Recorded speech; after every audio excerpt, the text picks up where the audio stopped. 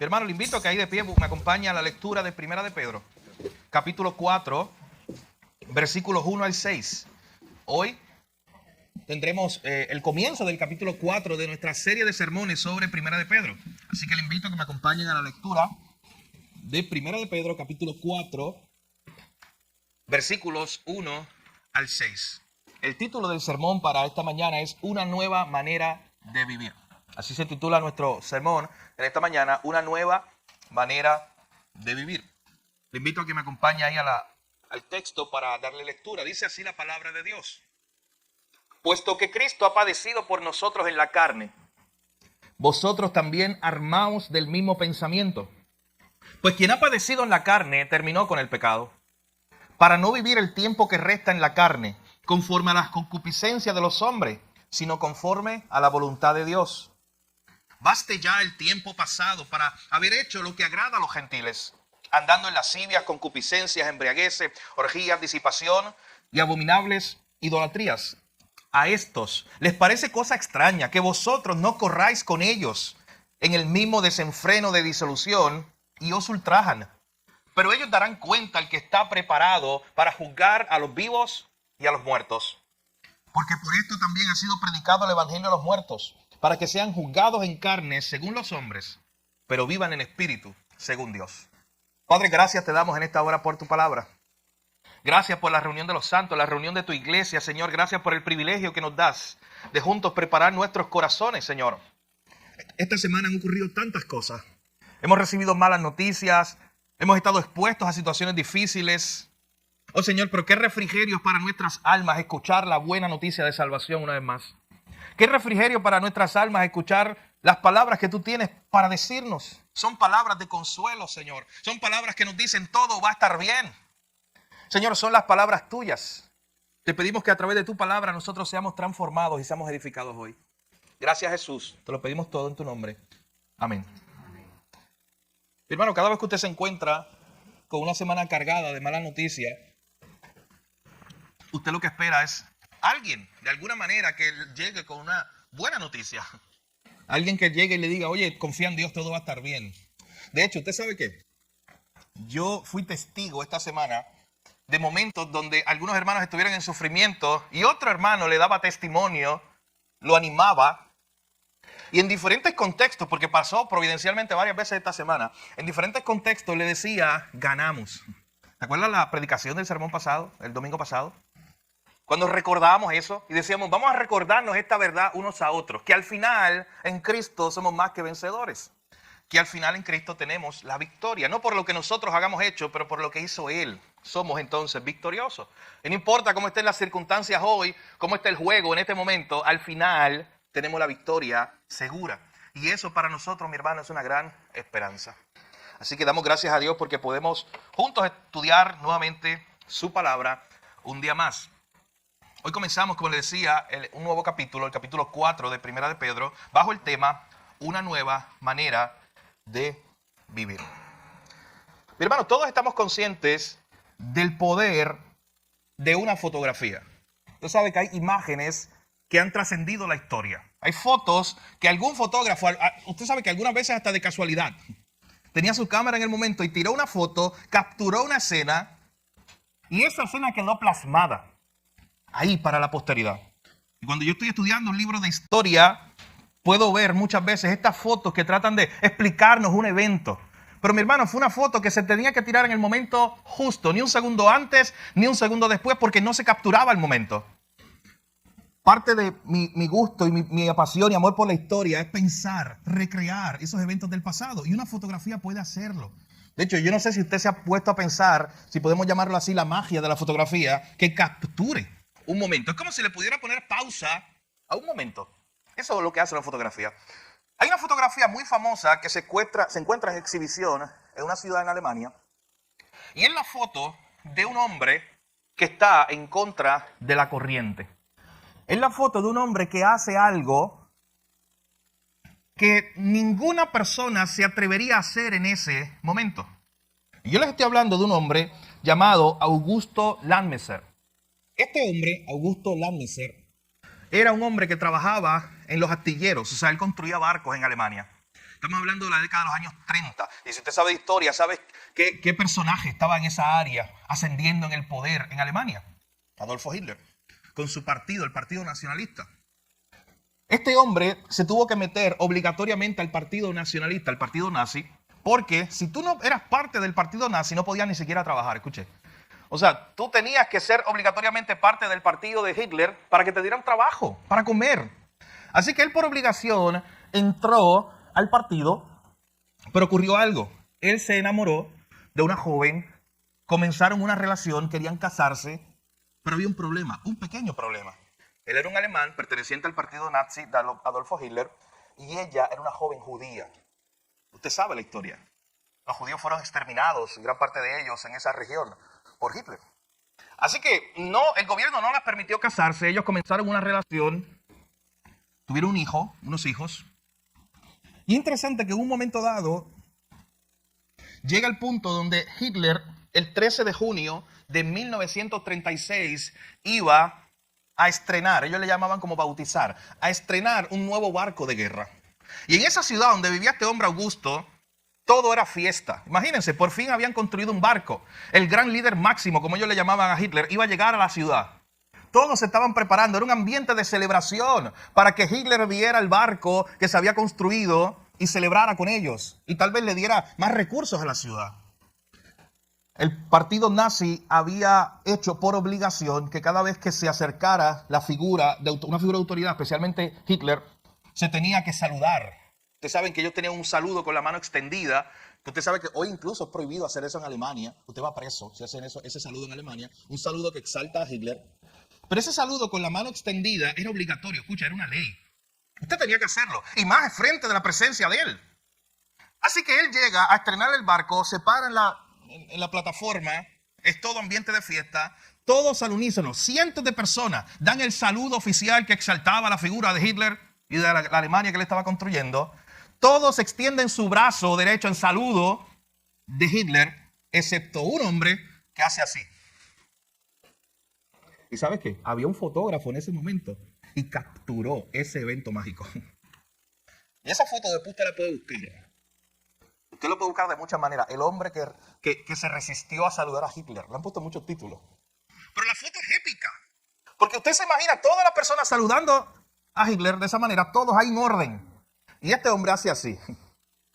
Y dijo, no, yo no voy a saludarlo a él. Porque no estaba de acuerdo con todas las políticas de él. Eso es caminar en contra de la corriente. Usted ya debe saber las consecuencias que le ocurrieron a este hombre. Este hombre intentó tomar a su esposa judía y huir a Dinamarca. Pero en la frontera lo detienen. Lo separan de su esposa y sus hijos. Y ambos lo llevan a campos de concentración, donde su esposa fallece. Las hijas son enviadas lejos y las dan en adopción. A él, luego de estar un tiempo en un campo de concentración, lo envían al frente de batalla cuando explotó la Segunda Guerra Mundial. Y allí murió. Pero esa foto quedó impregnada para siempre en la historia, como un hombre que se atrevió a ir en contra de la corriente, mientras todo el mundo hacía el saludo. Imagínate cientos, miles de personas haciéndolo, y él se cruzó de brazos diciéndonos, yo no voy a seguir a todo el mundo por mis convicciones. ¿Y sabe qué? ¿Cuál era la causa por la cual él hacía eso? Era amor. Era amor relacional, era el amor de su esposa. Era porque este gobierno estaba intentando liquidar a todo el pueblo judío y su esposa era judía y ella estaba en peligro y él no estaba de acuerdo con eso. Y esa fue la causa de él. El amor a su esposa lo llevó a estar en contra de la corriente, aunque fuera el único, escuche. Hermano, hay un amor más grande que el amor que este hombre Augusto le tenía a su esposa y por el cual él estuvo dispuesto a ir en contra de la corriente, incluso lo pagó con su vida. Y es el amor de Jesús. Escuche, el apóstol Pablo decía, el amor de Cristo nos constriñe, nos obliga, es el que nos mueve. Es el que está detrás de nosotros empujándonos. O sea, en otras palabras, Pablo decía, cada cosa que yo hago, cada esfuerzo que yo hago para las misiones, decía Pablo, yo lo hago porque el amor de Cristo me está empujando. Porque yo no puedo mirar a la cruz y quedarme indiferente. Eso decía el apóstol Pablo. Hace 2 sermones atrás nosotros hablábamos de que no podemos mirar a la cruz y simplemente pasar de largo. No podemos mirar allí como si eso fuera un evento más. Mi hermano, todo el que choca con la realidad de lo que ocurrió allí en la cruz debe tener una vida transformada para siempre. Y el apóstol Pablo decía, yo no puedo recordar la cruz y quedarme de brazos cruzados y quedarme sentado. Y aunque tenga que ir en contra de la corriente, por el amor de Jesús, voy a hacerlo. Usted sabe que en la misma Biblia hay historias de hombres que vivieron y les tocó estar en contra de la corriente. Usted se acuerda a Sadrach, Mesach y Abednego. Un momento dado, una historia parecida a esta que les acabo de contar de la Alemania nazi. Había un líder déspota, un líder que parecía que tenía todo el poder. Y había levantado una gran estatua. Y había anunciado que todo el mundo tenía que saludar, tenía que arrodillarse, tenía que venerar esta estatua cuando sonaran los instrumentos. Y usted se debe imaginar esa escena, mi hermano. ¿Sabes que lamentablemente tenemos una foto de Augusto haciendo así? Pero no tenemos la foto de Sadrach, Mesach y Abednego. Esa me hubiera gustado verla. Debe ser más impresionante aún. ¿Sabe por qué? Porque usted se imagina miles de personas arrodilladas ahí. Y a lo lejos allá se ven 3 varones de pie así. No nos vamos a arrodillar frente a esa estatua. ¿Usted se imagina eso? Caminar en contra de la corriente aunque seamos los únicos. Aunque tú miras para el lado y digas, oye, todo el mundo está en otra dirección. Pero nosotros tenemos una convicción. La convicción que movía a Augusto, este hombre, este personaje histórico, era el amor por su esposa y otras causas. Lo que movía a Sadrach, Mesach y Abednego era el amor a Dios. Era la convicción cuando ellos le dijeron, oye, ¿sabes que Dios nos puede librar de esto? Y si no nos libra, como quiera, no lo vamos a negar. No le vamos a rendir adoración a otras cosas que no sea nuestro Dios. Eso es vivir en contra de la corriente. Y mi hermano, no es tarea fácil. Y usted sabe que el apóstol Pedro, especialmente en este pasaje, llega un momento a decirle a los hermanos en la iglesia, oye, recuerden que ustedes están viviendo en contra de la corriente de este mundo. Mi hermano, pregúntale a un salmón, si usted puede hablar con un salmón, pregúntele si es fácil nadar en contra de la corriente. Hay un momento en la etapa reproductiva del salmón donde él literalmente nada en contra de la corriente. Hay osos que están alrededor de la orilla tratando de cogerlos. Y ellos están nadando en contra de la corriente. Pregúntale si eso es fácil. La iglesia a la cual Pedro le está escribiendo era una iglesia que estaba nadando en contra de la corriente de un mundo hostil. Mi hermano, ¿sabes qué? En este mundo, que lo hemos dicho desde el primer día en esta serie de sermones, la iglesia está en un mundo caído, en un mundo hostil. La iglesia está nadando en contra de la corriente. Y ese es el mensaje que Pedro quiere recordarles a estos hermanos. Pedro quiere recordarles que ellos ahora son un pueblo nuevo. ¿Recuerdan el capítulo 2 cuando Pedro les dijo, oye, recuerden su identidad? Ustedes son el pueblo de Dios, la nación santa, el pueblo adquirido por Dios que tiene una misión. Anunciar las virtudes de aquel que los llamó de las tinieblas a su luz admirable. Así que hasta este punto hemos visto y veíamos la semana pasada, cerrando el capítulo 3, cómo Pedro les recuerda a estos hermanos que frente al sufrimiento que ellos estuvieran padeciendo, ellos debían recordar el sufrimiento de Jesús. Ese sufrimiento que fue doloroso, ese sufrimiento que nos trajo la salvación, que fue sustitutorio, el justo por los injustos. Ese sufrimiento que no fue la última noticia que Jesús iba a escuchar. Recuerden que Pedro quería animar a estos hermanos diciéndole, oye, el sufrimiento en la cruz de Jesús no fue la última palabra en su vida. Después de la resurrección, él fue muerto en la carne, pero ¿qué decía después? Fue vivificado en espíritu, él se levantó. Y después que se levantó, tuvimos todo un sermón la semana pasada hablando de qué hizo. Después que se levantó, ¿recuerda los versos 18 al 22? Mi hermano, después que se levantó, proclamó con toda su autoridad su victoria. Proclamó que él había sido vencedor. Proclamó que había vencido el pecado y la muerte para siempre. Y al final, el verso 22 decía que él está por encima de todas las cosas, que todo está debajo de él. Que él es la autoridad máxima, que todo está sujeto a su autoridad. De hecho, yo le decía la semana pasada que habían unos textos que a veces son como complicados. Esos textos que hablaban de Noé y esa referencia. Pero el texto más fácil de entender de todo ese sermón era este. Y miren lo que nos dice. Que Cristo, después de morir, resucitó, ascendió a los cielos, está a la diestra de Dios y todas las cosas están sujetas a Él. Escucha bien, mi hermano, todas las cosas. No importa el enemigo más grande que tú puedas considerar en este momento en tu mente, eso está sujeto a Cristo. No importa lo que tú veas hoy y tú mires, puede ser una enfermedad, puede ser un gobierno, puede ser las malas noticias que estás viendo que están ocurriendo en el mundo. Y tú digas, wow, es que esto es muy malo, esto es terrible. Pero hermano, ese texto es una buena noticia porque nos dice que todo, no importa lo malo que pueda ser y lo poderoso que pueda ser, todo está sujeto a Cristo. Todo está debajo de su autoridad.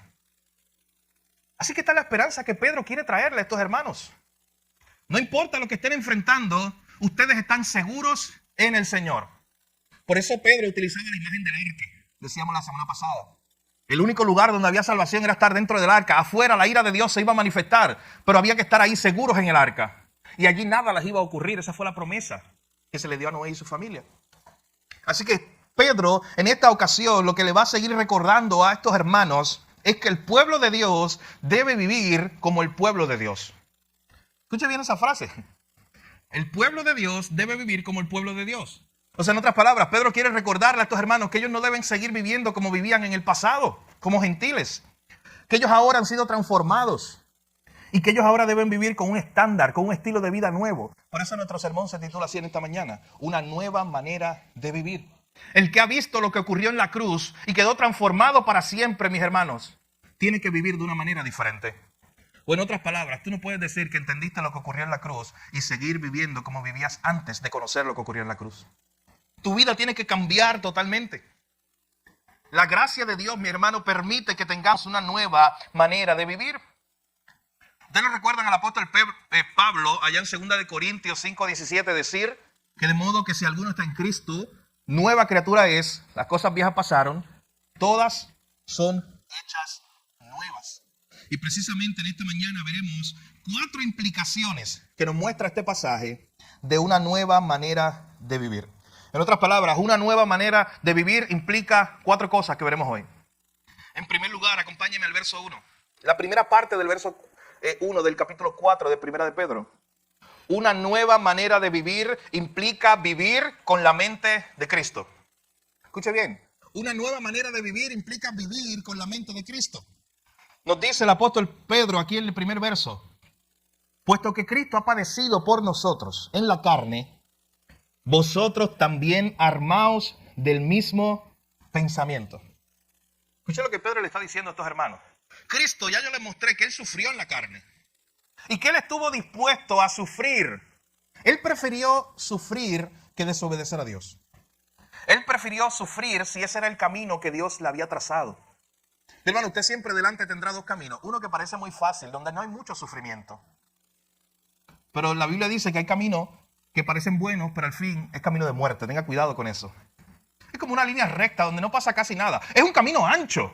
Es muy cómodo y mucha gente pasa por ahí. Mucha gente decide estar en ese camino. Pero también frente a sus ojos se va a mostrar siempre otro camino. ¿Sabes cómo le llamó Jesús? El camino estrecho. En un camino estrecho usted se tiene que esforzar. Un camino estrecho es difícil. Y ese muchas veces no es una línea recta. Ese tiene curva y montañas rusas. ¿Y sabes qué? A veces tiene túneles. Baja y sube otra vez. Y es un camino muy empinado y muy difícil. Es un camino que muchas veces implica sufrimiento.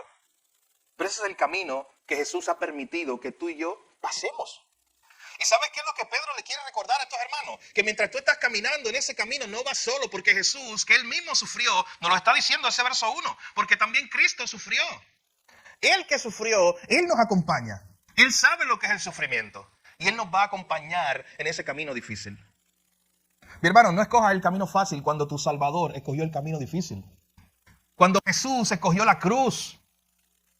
Y cuando Jesús mismo le dijo a sus seguidores, a ti y a mí incluidos, que seguirlo a Él implicaría precisamente tomar nuestra cruz todos los días y negarnos a nosotros mismos. A mucha gente le gusta el camino fácil, pero ¿sabes qué dice la Biblia? Que es el camino que lleva a la destrucción. ¿Te recuerdas a Abraham y Lot? Cuando Lot cogió estas tierras que se veían buenas y atrás estaba ¿qué? Sodoma y Gomorra. Y la Biblia una y otra vez nos lo dice, Proverbios 14, Proverbios 16 mencionan esa idea. Hay camino que al hombre le parece bueno, pero su fin es camino de muerte. Hermano, prefiera siempre coger el camino estrecho, el camino donde hay muchas montañas rusas y túneles, pero que usted va con Jesús, que aquel camino que se ve ancho, que al parecer promete que no hay sufrimiento, que todo es cómodo, pero que usted está desobedeciendo a Jesús por ir a ese camino. Así que lo primero que vemos aquí es que una nueva manera de vivir implica vivir con la mente de Cristo, con la actitud de Cristo. Ese que estuvo dispuesto a sufrir y coger el camino estrecho, si ese camino le traería salvación a su pueblo. Usted sabe que hay otros pasajes que hablan de esto. Por ejemplo, en Filipenses capítulo 2, verso 5, Pablo empieza diciendo un pasaje muy conocido. Haya pues en vosotros el mismo sentir que hubo también en Cristo Jesús.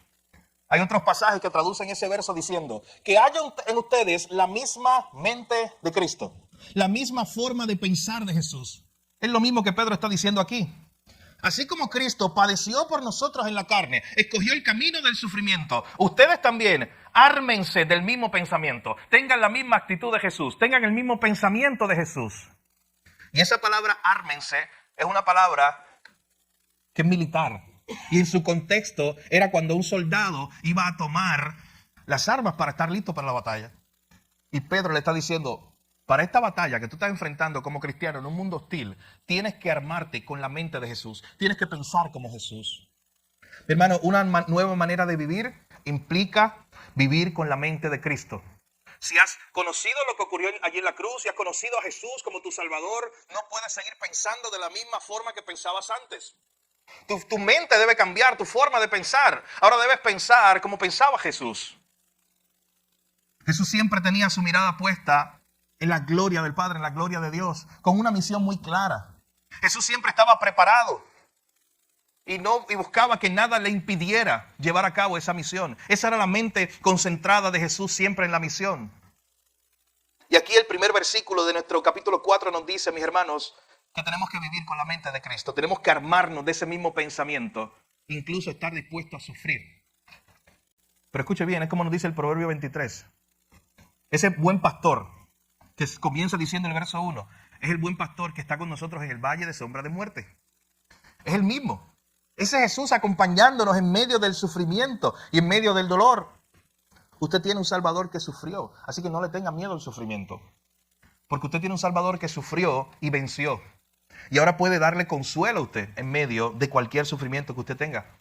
Así que en primer lugar, una nueva manera de vivir implica vivir con la mente de Cristo. Busque cultivar la mente de Cristo en su propia mente. Busque crecer y ser como Jesús cada día. En segundo lugar, miren lo que Pedro le dice a esta amada iglesia. Una nueva manera de vivir implica, en segundo lugar, vivir como muertos al pecado, pero vivos para Dios. Una nueva manera de vivir implica, en segundo lugar, vivir como muertos al pecado, pero vivos para Dios. Miren ahí la segunda parte del verso 1 y el versículo 2. Dice, pues quien ha padecido en la carne, terminó con el pecado. Quien ha padecido en la carne, terminó con el pecado. Alguien que ha nacido de nuevo, que ahora está en este nuevo caminar, en una nueva manera de vivir, es alguien que ahora vive como muerto al pecado.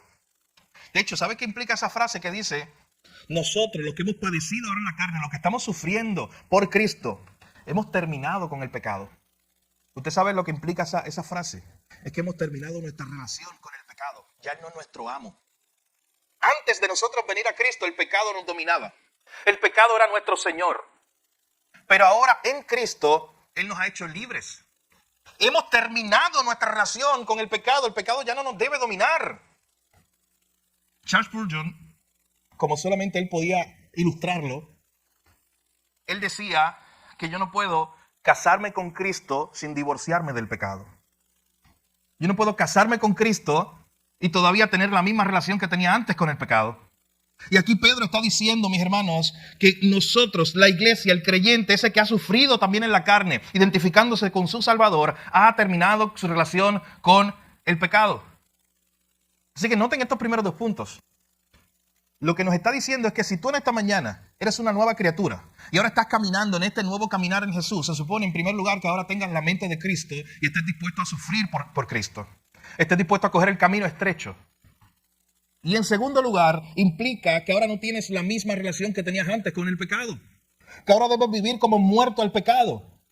Usted sabe quién nos explica muy bien esta enseñanza de que ahora en Cristo hemos sido libres y ya el pecado no nos domina. El apóstol Pablo. Es el mejor que lo explica.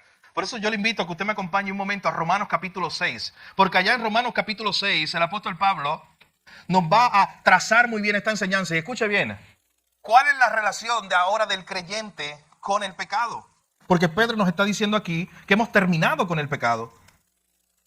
Miren lo que dice Romanos capítulo 6, versículo 1 en adelante. Acompáñenme en esa lectura para traer más luz sobre esta idea que se refleja aquí. Romanos capítulo 6, versículo 1 en adelante.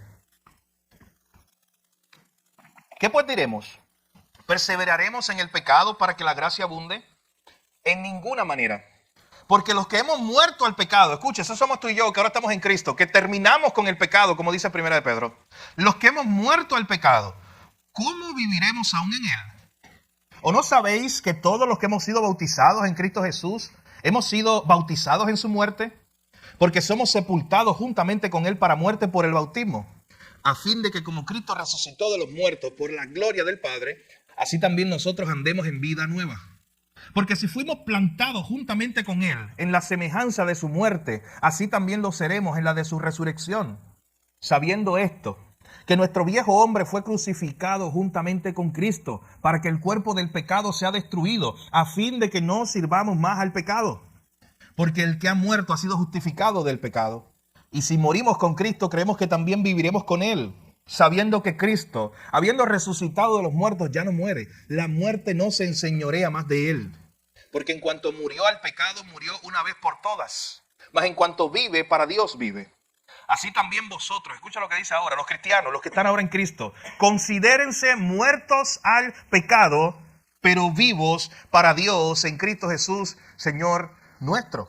Que no reine el pecado en vuestro cuerpo mortal, de modo que lo obedezcáis en su concupiscencia, ni tampoco presentéis vuestros miembros al pecado como instrumentos de iniquidad, sino presentaos vosotros mismos a Dios como vivos de entre los muertos, y vuestros miembros a Dios como instrumentos de justicia, porque el pecado no se enseñoreará de vosotros, pues no está bajo la ley, sino bajo la gracia. Mi hermano, el apóstol Pablo expande esta idea que Pedro nos acaba de decir.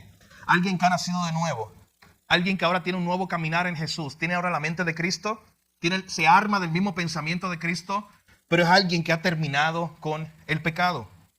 Debemos considerarnos, dice ese verso 11, muertos al pecado, pero vivos para Dios. Hermano, ¿sabe lo que hace Jesús cuando viene a nuestra vida? Él destruye el dominio del pecado. El pecado antes estaba ahí en su castillo, en su trono. Nadie lo tocaba. Nosotros, ¿sabes qué hacíamos con el pecado? Antes de Cristo, lo alimentábamos todos los días.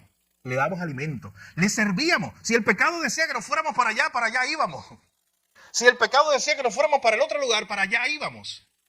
Pero Pablo y Pedro están diciendo, no, pero el que está en Cristo es una nueva criatura. Él terminó con esa relación del pecado. Ya él tiene un nuevo Señor. Ahora es Cristo el que le dice, para allá vamos y para allá vamos. Pero no es lo que Pablo está haciendo. Pablo dice, oye, pero es que ese pecado ya no domina, pero escuche bien, todavía está por ahí rondando. Hay algunos autores que lo han presentado de la siguiente manera. Es como si antes él era un rey. Cristo vino y lo destronó. Y ahora Cristo es el rey de nuestros corazones. Pero ese pecado está como una guerrilla, como unos soldaditos por ahí buscando, tratando de derrocar al rey. Nunca van a poder, pero molesta mucho. Esa es la realidad del pecado en nuestra vida. Pero Pablo está diciendo, vivan ahora como el pueblo de Dios que son. Ya el pecado no tiene que dominarlos. No vivan como esclavos. Si a ustedes Cristo los hizo libres, ya terminaron con el pecado. Usted vería a alguien como un tonto, a alguien que estaba en una cárcel y allí dentro de la cárcel tenía esposa en las manos y en los pies. Y de momento un día alguien va y le dice, no, ya tu condena ha sido pagada. Y él le dice, ¿por qué? No, eso no importa, tu condena fue pagada, eres libre, vete. Y le saca la llave de la esposa de las manos, de los pies, le abre los barrotes, le abre la celda y lo saca. Y le dice, eres libre, vete. Sería un tonto. Sería algo que no tendría sentido a alguien que diga, ¿sabes qué? Ponme otra vez la esposa de las manos, de los pies y enciérrame. Soy libre, pero quiero seguir viviendo como un esclavo, como un prisionero. Mi hermano, ¿sabes qué? Eso lo hago yo todo el tiempo. Cuando peco y peco y peco contra el Señor, cuando Él ya me libertó. Cuando dejo que Dios domine, cuando dejo que el pecado me domine en vez de Dios. Eso es lo que hago. Ya fui libre y lo que hago es ponerme otra vez a la esposa y decir, sí, pero quiero vivir como esclavo. Pero hermano, si Cristo te hizo libre, ya tú terminaste para siempre. Ya el dominio del pecado terminó en ti. Todavía luchas contra el pecado, pero Él no te domina. Porque ahora Cristo te ha hecho libre. Así que regresando allá a Primera de Pedro, noten lo que se nos está diciendo. Una nueva manera de vivir implica, número uno, vivir con la mente de Cristo. Estar dispuesto a sufrir como Él sufrió, no importa las consecuencias. Usted sabe que cuando Cristo murió, le dejó las consecuencias al Padre. Cuando nosotros adoptamos esta misma mente de Jesús, de estar dispuesto a sufrir por Él, igual, mi hermano, le dejamos las consecuencias a Él. Una nueva manera de vivir implica vivir con la mente de Cristo. En segundo lugar, implica vivir como muertos al pecado, pero vivos para Dios. Ese versículo 1 al final se nos dice que ya nosotros hemos terminado esa relación que teníamos con el pecado. Miren lo que dice el verso 2 y 3. Dice, para no vivir el tiempo que resta en la carne. El tiempo que nos resta, dice el apóstol Pedro a la iglesia, no debemos vivirlo en la carne como si la carne nos dominara. Ya hemos sido hechos libres, conforme a las concupiscencias de los hombres, sino conforme a la voluntad de Dios. El tiempo que nos resta de vida, Pedro le está diciendo a la iglesia, el resto de vida que te queda como cristiano, no debes vivirlo conforme a la concupiscencia del pecado, conforme al dominio del pecado en tu vida. Ya tú has sido libre. Ahora debes vivir según la voluntad de Dios. Eso es lo que nos enseña ese pasaje. Y luego miren el versículo 3. Baste ya el tiempo pasado para haber hecho lo que agrada a los gentiles, andando en lascivias, concupiscencias, embriagueces, orgías, disipación y abominables idolatrías. Pedro le está diciendo a estos hermanos, Cristo ya los hizo libres, ustedes son ahora el pueblo de Dios, tienen que vivir como el pueblo de Dios, con la mente de Cristo, viviendo como muertos al pecado. Ya terminaron con el pecado. No sigan viviendo como en el pasado. Ahora vivan según la voluntad de Dios, dice el verso 2. Ya en el pasado, en otro tiempo, ustedes vivían agradando a los gentiles. Noten el verso 3 dice eso. Y eso es lo que tú y yo hacemos antes de venir a Cristo, mi hermano. Vivíamos agradando a nuestra carne y al mundo. Eso es lo que tú y yo hacíamos. Vivíamos para agradarnos a nosotros mismos y agradar al mundo. Pero ahora que estamos en Cristo, mi hermano, debemos vivir para agradar a Dios. Debemos vivir para agradarlo a Él. Todo lo que usted haga, pregúntese, ¿esto agrada a Dios? ¿Estoy viviendo para agradar a Dios? Cada decisión que yo tome. Porque antes yo no lo consultaba con nadie, solo conmigo mismo. Vivía para agradarme a mí mismo, para agradar el pecado. Pero ahora vivimos para agradar a Dios. Y noten, mis hermanos, que Pedro le está escribiendo a una iglesia que vivía no en Jerusalén, sino en una región lejana de Turquía, de lo que hoy es Turquía. Así que esta iglesia, miren, Walter tiene una camisa de Turquía. Ahorita lo ven. Esta iglesia que estaba en estas regiones de Turquía estaba padeciendo gran persecución. ¿Usted sabe por qué? Porque estas eran regiones donde no había templo como en Jerusalén. No había en muchas ocasiones ni sinagogas judías. Solamente habían templos paganos. Solamente habían lugares donde en esos templos paganos, mi hermano, se hacían muchas aberraciones. Usted sabe que en esos templos paganos no solamente había desenfreno sexual, sino que habían asesinato de niños. Había niños que sacrificaban en los altares de esos templos paganos. Era una aberración total. Había borracheras, miren todo lo que se describe allí, lascivia, concupiscencia. Todo eso estaba allí. ¿Y sabes qué? Cada persona que estaba en la iglesia a la cual Pedro le está escribiendo venía de ese contexto. Desde muy pequeños ellos se criaban en eso y eso era para ellos bueno. Así que Pedro de momento les está diciendo, recuerda de donde Cristo te sacó. Recuerda de donde Dios te sacó, de toda esa perversión. Antes tú vivías para agradar a los gentiles, para agradar a los otros hombres, para agradar al pecado y al mundo. Basta ya el tiempo pasado. Esa era tu vieja criatura cuando tú andabas de esa manera. Pero Cristo llegó a la ciudad y la transformó. Cristo llegó a las vidas de estas personas y las empezó a cambiar. Y el que antes estaba allí en embriagueces, orgías y disipaciones, como dice el texto, ya no lo hace. ¿Y usted sabe por qué ya no hace eso? Porque ahora busca agradar a Cristo. Ahora no hace eso porque el Señor ha cambiado su mente. Ahora tiene la mente de Cristo. Él ha entendido que Él ha terminado con el pecado. Mi hermano, usted y yo no podemos seguir haciendo lo que hacíamos en el pasado cuando chocamos con la cruz. Si ya usted conoció al Señor, si ya yo conocía al Señor, no hay forma de que yo siga dominado por el mismo pecado por el cual vivía dominado toda mi vida antes de venir a Cristo. Una de las señales, escuche bien, de que usted es un verdadero creyente, no es venir a la iglesia todos los domingos. Una señal clara de que usted es un creyente, usted ha roto relación con el pecado, usted lucha con el pecado todos los días, pero ahora usted busca agradar a Cristo solamente. Usted ya no vive dominado por el pecado, usted peca y va delante de Dios y se arrepiente, pero no vive dominado por el pecado, porque Cristo lo ha libertado. Eso es una señal de que Dios ha hecho una obra en su vida. Y Pedro está diciéndole a estos hermanos, vivir de una nueva manera implica eso. Pensar como Jesús, tener la mente de Cristo, vivir como muertos al pecado, pero vivos para Dios, no viviendo ya de esa forma que vivíamos en el pasado, sino ahora viviendo conforme a la voluntad de Dios. ¿Cómo es vivir conforme a la voluntad de Dios? Mi hermano, ya Dios nos lo ha revelado. Usted no tiene que sentarse a descifrarlo. Dios se lo reveló en la palabra. Cómo usted debe vivir según su voluntad, en obediencia a Él. En tercer lugar, una nueva manera de vivir implica vivir en contra de la corriente del mundo. Una nueva manera de vivir implica vivir en contra de la corriente del mundo. Miren lo que dice el versículo 4. A estos, a los gentiles, a aquellos que practican todas estas abominaciones de idolatría y lascivia, a todos esos impíos que están alrededor de nosotros allá en la iglesia, a todas estas personas les parece cosa extraña que ustedes no corran con ellos en el mismo desenfreno de disolución. Mi hermano, este es el verso clave que yo le decía cuando hablaba, creo que en el primer sermón de Primera de Pedro, que yo les dije que para sus compañeros de trabajo, usted es un alien. ¿Usted se acuerda de eso? Usted es un extraño, usted es un extraterrestre, usted es de otro mundo. Para su familia que no es creyente, usted es raro. Y aquí este versículo 4 nos muestra por qué. Dice, al mundo, a los que están alrededor de nosotros, que no conocen a Cristo, a ellos les parece una locura el que tú quieras vivir para Jesús. A ellos les parece una locura el que tú no participes con ellos en el desenfreno, en el pecado. A ellos les parece una locura que los viernes cuando salimos de trabajar, tú no te vayas con ellos a gastar el sueldo y emborracharte. A ellos les parece una locura eso.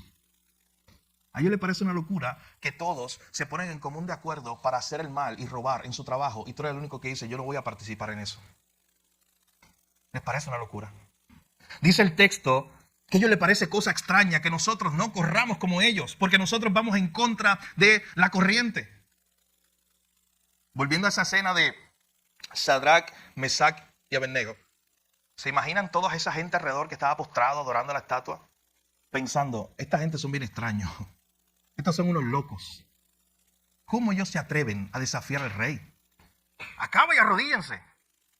¿Se imaginan volviendo a la ilustración inicial? Ese momento cuando este hombre llamado Augusto allá en Alemania hizo así y no quiso saludar a Hitler. ¿Te imaginas todos alrededor? ¿Y este loco? ¿Por qué él no sigue la corriente? ¿Por qué él no hace lo que hacen los demás? Hermano, así te miran a ti y así me miran a mí. Cuando vivimos para Cristo en un mundo que no ama a Cristo. En un mundo que rechaza a Jesús. Así nos están mirando todo el tiempo. Y por eso el pasaje dice que a ellos les parece cosa extraña, que no corramos con ellos. El libro de Proverbios, desde el capítulo 1, muestra una imagen donde el padre le está aconsejando a su hijo y le dice, oye, no te juntes con ellos cuando ellos te inviten a hacer el mal. De hecho, la idea específica de Proverbio 1 dice, cuando ellos te digan, todos tengamos una misma bolsa, vamos a ir a robar, vamos a ir a hacer daño. El mismo proverbio dice, ¿sabes qué? Ellos desde la noche anterior están maquinando, pensando qué mal van a hacer el otro día. Y te están invitando a ti. Y el proverbista le dice a su hijo, no corras con ellos.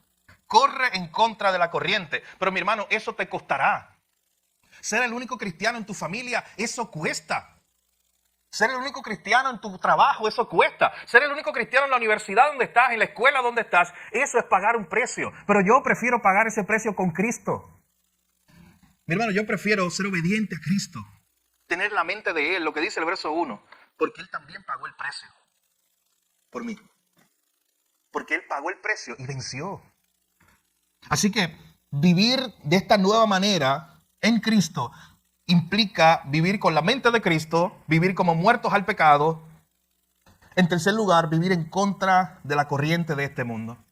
Hermano, escucha bien, no solamente ellos van a opinar acerca de su fe. Si fuera eso nada más, usted dice, pues es fácil soportarlo. Yo los ignoro. Y que ellos digan lo que digan de mí. Miren lo que dice la última parte del verso 4. No solamente ellos nos miran con extrañeza, porque nosotros no corremos como ellos en su desenfreno. Nos dice la última parte del verso 4 que ellos nos ultrajan. ¿Usted sabe qué significa esa palabra? Nos hacen daño, nos hacen sufrir. Incluso algunos cristianos los han llevado y todavía hoy los llevan a la muerte en diferentes lugares del mundo. Por su fe. No solamente es que ellos están mirando de lejos y nos dejan tranquilos y dicen, no, deja a esos cristianos, son unos locos, pero déjalo allí. No, mi hermano, ellos nos ultrajan, ellos nos persiguen. Cristo dijo eso, que nos iban a perseguir por su causa. Ellos buscan ser hostiles en contra de nosotros. Si usted no lo ha enfrentado, muy pronto lo enfrentará. Esa hostilidad en contra de la fe cristiana. Esa hostilidad en contra de Jesús. Usted sabe que Pablo en su última carta le dijo a Timoteo, en 2 de Timoteo 3:12, todo aquel que quiera vivir piadosamente padecerá persecución. Se lo dijo así clarito. Literal, esas son las palabras textuales. El que quiera vivir piadosamente, ese padecerá persecución. A ese lo perseguirán. El que quiera correr como el mundo, ¿sabes qué van a hacer contigo? Te van a aplaudir y te van a poner en un pedestal allí en el mundo. Hermano, pero vuelvo y repito, yo prefiero sufrir con Cristo que toda la gloria que me ofrezca el mundo, que todos los aplausos que me ofrezca el mundo. Eso es lo que Pedro está llamando a esta iglesia. Y Pedro está diciendo, ellos los ven como extraños y ellos los ultrajan, los persiguen, incluso algunos los matan. Esa es una noticia difícil de digerir.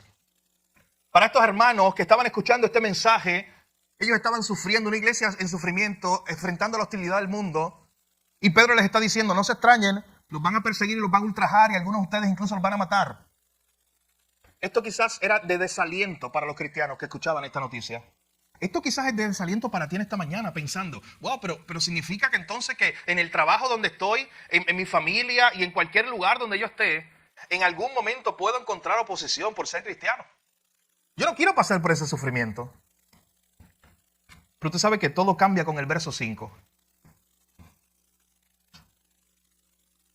Mientras ellos siguen ultrajando a los creyentes, mientras ellos siguen persiguiendo a los creyentes, mientras ellos siguen burlándose de tu fe, amenazando tu fe, incluso matando, mi hermano, mientras estamos aquí, hay hermanos que mueren por causa de su fe en Cristo. Mientras ellos siguen haciendo eso, mire lo que dice el verso 5, es la esperanza del creyente. Pero ellos, esta gente, este mundo impío que hace eso, dará cuenta al que está preparado para juzgar a los vivos y a los muertos. O sea, en otras palabras, Jesús le está dando esperanza a estos hermanos diciéndole, ¿sabes qué? Hay uno que está mirando. Porque si él va a juzgar, es que él está viendo. Es que él sabe lo que está ocurriendo. Hermano, Jesús sabe cuando usted está sufriendo, y especialmente cuando está sufriendo por causa de él. Jesús ve eso. Jesús conoce nuestro dolor. Lea el libro de Apocalipsis, los primeros capítulos, cuando Jesús está hablando con las iglesias. Y nota cómo Jesús conoce a sus iglesias. Él conoce las debilidades de su iglesia, los dolores, las persecuciones de su iglesia. Y Él está tomando todo eso en cuenta. Así que en este mundo, si usted en algún momento enfrenta hostilidad por ser cristiano, y en este mundo pareciera que no hay justicia, en este mundo, y pareciera que ellos están ganando, como decíamos hace unas semanas atrás, recuerde ese verso 5, el Señor está tomando en cuenta todo eso. Y sabes que el Señor un día lo juzgará. Dura cosa es caer en manos de un desvairado, dice la Biblia. Yo no quisiera estar en esa posición. Ellos recibirán el castigo, la ira de Dios por su pecado, si no se arrepienten. Pero el creyente debe estar en paz, tranquilo, sabiendo que su Dios tiene control de todas las cosas. El Señor se encargaría de ellos. Así que mis hermanos, hasta este punto hemos visto que una nueva manera de vivir implica vivir con la mente de Cristo, vivir como muertos al pecado, pero vivos para Dios, vivir en contra de la corriente de este mundo. Y para terminar, versículo 6, nuestro último punto en esta mañana. Vivir de esta nueva manera en Cristo Jesús implica vivir con seguridad. Miren cómo termina el verso 6. Implica vivir seguros en Jesús. El versículo 6 dice, porque por esto también ha sido predicado el evangelio a los muertos, para que sean juzgados en carne según los hombres, pero vivan en espíritu según Dios. Escucha lo que dice este versículo. Vamos a leer en la Nueva Traducción Viviente.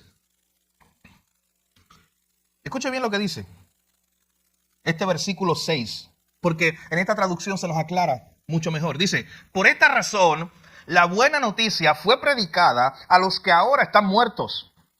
Aunque ellos fueron destinados a morir como toda la gente, ahora vivirán para siempre con Dios en el Espíritu. Usted sabe que Pedro probablemente está hablando de creyentes que en algún momento murieron, escucharon el Evangelio, respondieron el Evangelio y en algún momento murieron por la causa de Cristo. De hecho, usted sabe que pocos años después de Pedro escribir esto, Pedro iba a ser contado entre ellos. Pedro murió por la causa de Cristo, lo crucificaron. Y Pedro está diciendo en este pasaje, esta buena noticia le fue predicada a los que ahora ya están muertos, pero ellos escucharon el evangelio, ellos recibieron este evangelio, aunque ellos fueron destinados a morir, aunque un mundo hostil terminó con sus vidas, ahora vivirán para siempre con Dios en el Espíritu.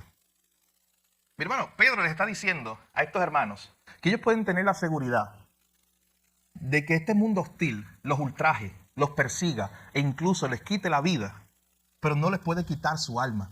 No les puede quitar la seguridad de salvación que ellos tienen en Cristo Jesús.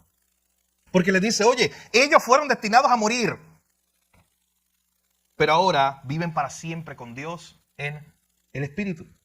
No importa que toquen tu cuerpo, pero nunca podrán tocar tu salvación, que está segura en Cristo Jesús. Mi hermano, usted sabe, lo hemos mencionado el mismo domingo, terminábamos con Romanos 8, recordando que aún ni la muerte nos puede separar del amor de Dios que es en Cristo Jesús, Señor nuestro. Juan 6:47 dice, el que cree en mí tiene vida eterna. Mi hermano, Jesús asegura eso. Jesús no asegura que el que cree en mí tiene vida hasta que venga un malhechor y lo mate. El que cree en mí tiene vida eterna. De hecho, el mismo Juan nos da una hermosa descripción que yo creo que nos ayuda a terminar el sermón de hoy. En Juan capítulo 10, escuchen lo que dice Jesús. Versículos 27 al 29.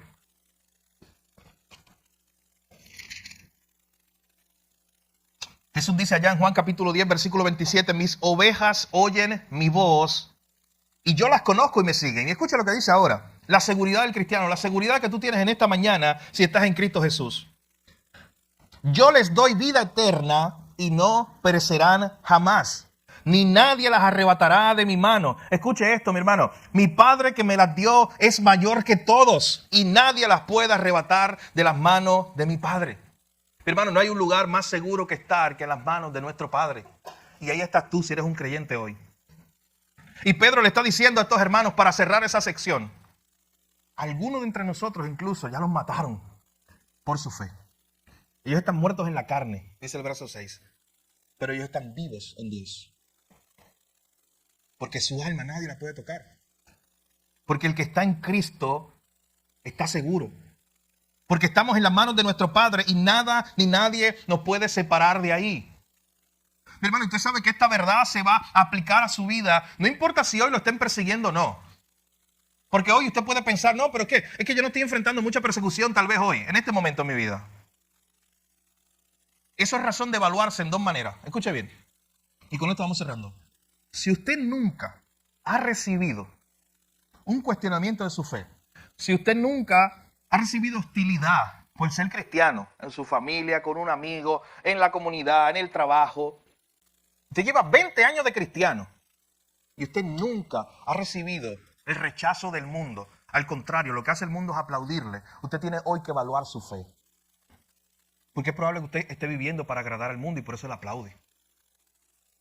Pero si usted ya ha vivido muchos años el Evangelio, usted sabe de qué estamos hablando. Usted va a encontrar oposición en su misma casa. Un hermano, un papá, una mamá, un tío, un abuelo, un nieto, un vecino que va a rechazar la fe que usted tiene. Y cuando usted quiera hablarle de Jesús, te respetan, te aman, pero no me toques ese tema. Eso es rechazo, eso es hostilidad. Se ve de muchas maneras. Usted tiene este compañero de trabajo que lo rechaza a usted por ser cristiano. Usted tiene este compañero en la universidad, en la escuela, que igual le da la espalda a usted porque usted es cristiano. Que cuando usted quiere empezar a hablar de Dios, ya se hacen de oídos sordos. Hacen como en la historia de Esteban, cuando lo estaban apedreando. Junto antes de apedrearlos, Esteban comenzó a predicar. ¿Y sabes qué dice el libro de Hechos? Que los fariseos y los líderes religiosos tomaron sus manos y las pusieron sobre sus oídos, literalmente. No quisieron escuchar la predicación de Esteban. Hay mucha gente a la cual usted le va a predicar y quizás no se haga así, pero su mente está en Disney. Mientras usted le está predicando a Jesús, no quiere escucharlo. Usted va a recibir hostilidad. Pero no importa, mi hermano, qué medida de oposición usted esté recibiendo hoy, usted puede tener una aplicación muy importante en esta mañana de este mensaje. Y es que si usted está hoy viviendo como Jesús quiere que usted viva, no agradando al mundo, con la mente de Cristo, ya sabiendo que el pecado no lo domina, que usted lucha contra el pecado porque en Cristo ha obtenido la victoria. Si usted está viviendo de esa manera, usted está en el camino estrecho hoy. En ese camino va a haber sufrimiento, mi hermano. Como le decía ahorita, ese no es un camino de línea recta. En el mundo tendréis aflicción, dijo Jesús. Pero confiad en mí porque yo he vencido al mundo. Ese camino es como las montañas rusas y los túneles. Es más, va a llegar un momento en ese camino, escuche bien, donde la carretera va a estar como rota. Y usted no sabe ni para dónde va a ir. Mientras usted esté con Cristo, usted no importa porque Jesús se encarga del camino. A usted no importa si el camino se rompió y lo que hay es un hoyo allá abajo. Siga ese camino, si es con Jesús. Él va a resolver la manera, mi hermano, de sacarlo de allí. Esta mañana, Pastor Edgardo y yo veíamos unas imágenes de la ciudad de Asheville, donde están estos hermanos pastores, iglesias amigas nuestras, de nuestra asociación de Pillar Network. Esa ciudad quedó tan devastada por el huracán allá en Carolina del Norte, que usted ve el mapa, tiene muchas carreteras que se supone lleguen a la ciudad. Y todas las carreteras colapsaron. Y las imágenes son de las carreteras literalmente destrozadas. No hay carretera. Es en avión o helicóptero la única forma, hoy, eso fue hace 4 días, pero todavía hoy, la única forma de llegar a esos lugares. Y yo veía esa imagen y decía, oye, imagínate, toma por un momento esta idea de que tú estás allí con Cristo en un camino donde no hay paso al frente. Como esas imágenes. Lo que había era un río así que pasaba por encima y toda la carretera rota. ¿Y qué va a pasar ahora? Y tú empiezas a maquinar y tú empiezas a decir, ¿y cómo vamos a pasar este puente? Ese es el problema tuyo, ese es el problema mío, mi hermano. Cuando nos afanamos y empezamos a pensar de más en el futuro y empezamos a tratar de resolver las cosas que solamente Jesús puede resolver. ¿Usted sabe qué usted tiene que hacer allí? Si usted está en el camino estrecho y no sabe qué hacer. Si usted no sabe cuál es el próximo paso, si usted no sabe cómo va a caminar y cómo va a pasar esa pequeña carretera que ya se rompió, es confiar en Jesús. Es confiar en que de alguna manera Él lo sacará de allí. Porque Él tiene el poder para hacerlo. Y porque si Él lo llevó, mi hermano, es con un propósito. Pedro le está diciendo a estos hermanos, ustedes están caminando por ahí. Un camino estrecho de sufrimiento. Un camino de incertidumbre, donde no sabemos cuál es el próximo paso, donde no tenemos mucha luz o a veces la carretera termina. Pero Pedro quiere animar a estos hermanos diciéndole, pero si ustedes están con Jesús, deben estar tranquilos, deben confiar. Sigan viviendo para Él incluso cuando encuentren oposición. Sigan viviendo para Él incluso en medio del sufrimiento, porque al final Él es el que está entronado sobre todas las cosas están bajo sus pies, Él está a la diestra de Dios. Incluso cuando en ese camino estrecho, si pasara que encontraras la muerte física, nadie te podrá separar de Él, porque Él te lleva en el brazo. Esa, mi hermano, es la verdad que Pedro quiere enseñarle a estos hermanos. Y quiere enseñarnos a nosotros hoy también. Por eso te invito a preguntarte en esta mañana, en primer lugar, hemos estado hablando de las implicaciones de cómo vive alguien que ha nacido de nuevo. ¿Qué es el pueblo de Dios? Tienes que preguntarte una vez más en esta mañana, ¿has nacido de nuevo? ¿Eres una nueva criatura en Cristo Jesús? ¿Eso ha ocurrido en tu vida? ¿Vives de una nueva manera hoy? Tú puedes decir que hubo un momento donde tú caminabas en desenfreno, como decía el verso 2 y el verso 3. Tú caminabas con el mundo. El mundo no te veía como un extraño, el mundo te veía como su amigo. Porque tú caminabas con ellos en todos estos desenfrenos de pecado. Hubo un momento que tú estabas allí, pero puedes reconocer hoy que la gracia de Cristo un día te alcanzó, te sacó de allí y ahora caminas en contra de la corriente. ¿Tú puedes reconocer eso hoy, hermano? Si no, hoy es el día de salvación. Hoy es el día donde Dios te da una nueva oportunidad para reconocer que no estabas en Cristo, que no habías nacido de nuevo. Que todavía estabas viviendo agradándote a ti mismo y agradando al mundo. Pero que de hoy en adelante quieres vivir en un solo camino, ese camino estrecho. Aunque te lleve por lugares difíciles porque sabes que Jesús va contigo. Hoy es el día de venir a Jesús y de evaluar tu fe. ¿Estás caminando de esta manera? Teniendo la mente de Cristo, estás dispuesto a sufrir por Él y dejarle las consecuencias a Él. ¿Estás caminando y viviendo como muerto al pecado, sabiendo que ya el pecado no te domina? Tú luchas con Él, pero ya Él no te domina. ¿Estás viviendo en contra de la corriente del mundo? En último lugar, ¿estás viviendo con esta seguridad que Pedro le dice a estos hermanos en el verso 6? No importa que los maten en la carne, en el espíritu siempre estarán vivos en Dios. ¿Tienes esa seguridad en esta mañana de que estás en las manos de tu Padre y que nada te puede arrebatar de ahí, mi hermano? No importa que hoy estés enfrentando malas noticias, enfermedad, situaciones económicas, no importa lo que esté pasando hoy, tú tienes esa seguridad. Esa es una de las señales de un verdadero creyente. Él sabe que está en las manos de su Padre y que nada ni nadie lo puede sacar de ahí. ¿Tienes tú esa seguridad en esta mañana? Pero hermanos, ¿tienes la seguridad de que en la vida y en la muerte tú estás en sus manos? Y que aunque el mundo entero esté en tu contra, tú puedes seguir caminando con Jesús. Y Él te llevará al lugar seguro. Como decía el apóstol Pablo en el libro de los Romanos, debemos vivir como muertos al pecado, pero vivos para Dios, sabiendo que si morimos, del Señor somos. Y si vivimos, también somos de Él. En la vida y en la muerte, mi hermano, estamos en las manos del mismo Dios. Esa es la seguridad del creyente. Pero tienes que estar evaluando tu vida en esta mañana y pensar, ¿estás viviendo tú este camino? ¿Estás dispuesto a caminar por el camino estrecho sabiendo que Jesús va contigo? Hoy es un buen día para reflexionar en esas verdades y reflexionar en la seguridad que tienes tú en Cristo Jesús. Vamos a orar. Padre, gracias, Señor. Gracias por tu palabra. Gracias por esta enseñanza del apóstol Pedro a la iglesia, una iglesia que estaba perseguida, que vivía en un mundo hostil, que vivía en un mundo que los ultrajaban, que los miraba como unos extraños, porque ellos no corrían con ellos, porque ellos no caminaban con ellos en los mismos caminos de pecado.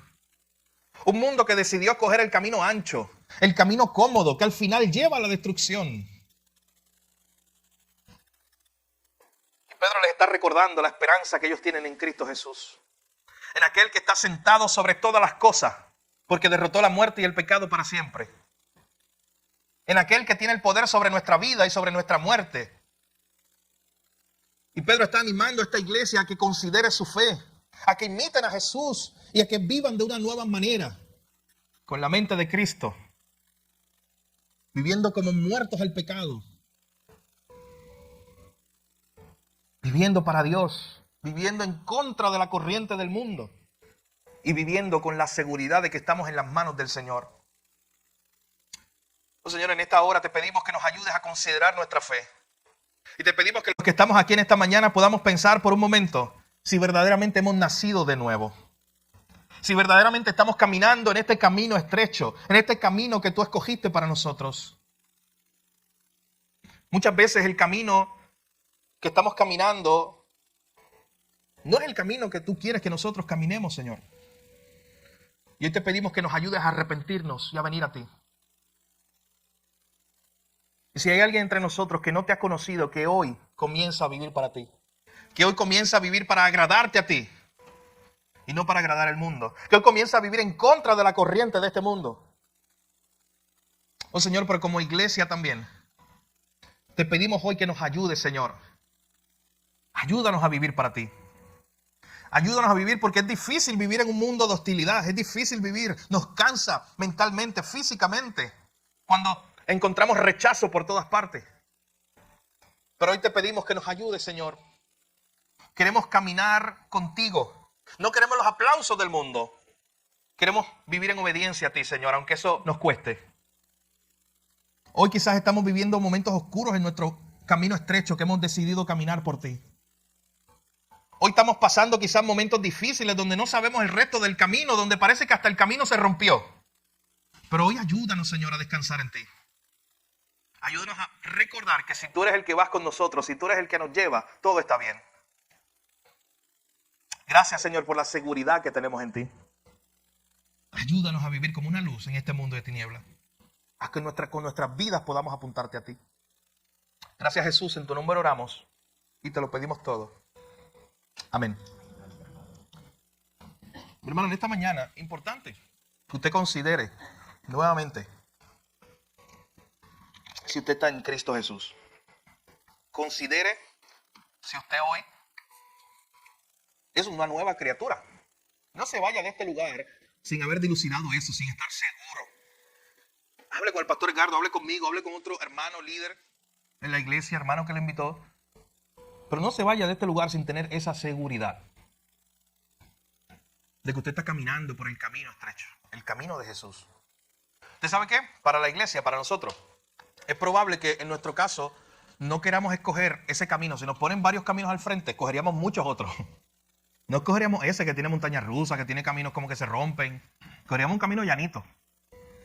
Pero si Dios ha permitido y si Dios quiere que usted pase por ese camino, vaya por ahí, sea obediente en el Señor. Él va con usted. Hay sufrimiento, hay dolor, pero Él va con usted. Estos cristianos que estaban en esta época enfrentando todo este dolor y todas estas situaciones, mis hermanos, sabían eso. Sabían que Dios iba con ellos. Y sabían que en la vida y en la muerte, no importa, ellos estaban seguros en el Señor. Por eso se atrevieron a caminar en contra de la corriente. Siga caminando esta semana, usted va mañana al trabajo, usted va con su familia. Siga, atrévase a caminar en contra de la corriente. Dios está con usted, Él no lo deja solo. De esa forma usted puede testificarle a este mundo de la salvación que hay en Cristo Jesús. Pero como creyente, nunca descuide esa seguridad. Siempre piense en que usted está seguro en Cristo Jesús y que nada ni nadie lo puede arrebatar de las manos de su Padre. Nunca dude de esa seguridad que usted tiene en Cristo Jesús. Damos gracias al Señor por su palabra.